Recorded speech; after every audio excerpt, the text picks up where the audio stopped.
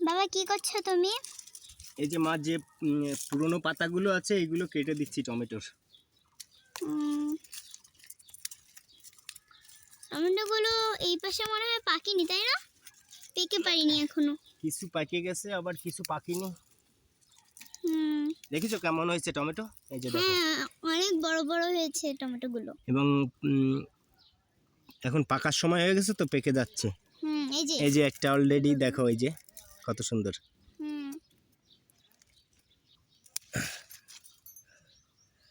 দেখেছো কত সুন্দর হয়েছে টমেটো? অনেক সুন্দর হয়েছে, অনেক। তো বন্ধুদের বলবো সবাই এইভাবে বাড়িতে কৃষিকাজ করবেন। কৃষিকাজ করলে আপনি বাড়িতে এরকম সুন্দর সুন্দর টমেটো খেতে পারবেন।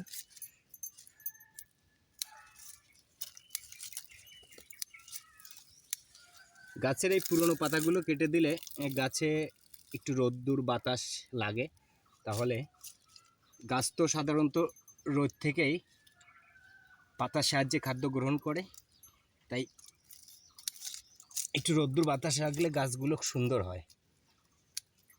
তাই একটু কেটে দিচ্ছি পাতাগুলো।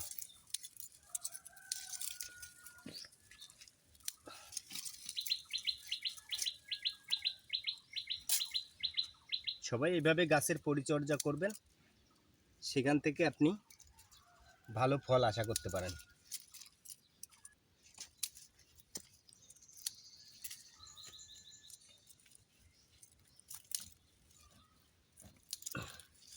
এই যে দেখুন বন্ধুরা, টমেটো পেকে গেছে। একটা থলিতে 3টে টমেটো হয়েছে, তিনটাই পেকে গেছে। এখন এটা খাওয়ার উপযোগী হয়ে গেছে। আমরা একটা এখন তুলে নিয়ে যেতে পারি। ওই পাশেটা চলো, ওটা বেশি পাকা।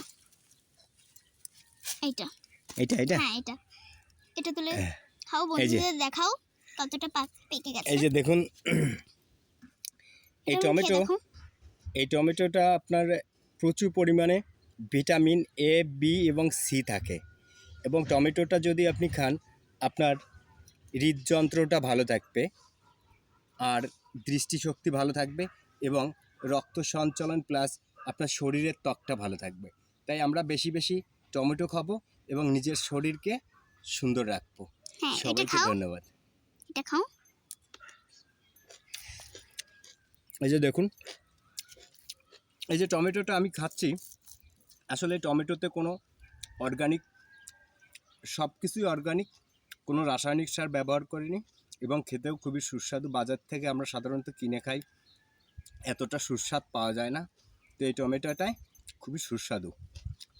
সবাই এভাবে বাগান থেকে তাজা টমেটো তুলে খাবেন এবং আপনি শরীরকে সুস্থ রাখতে পারবেন। সবাইকে ধন্যবাদ।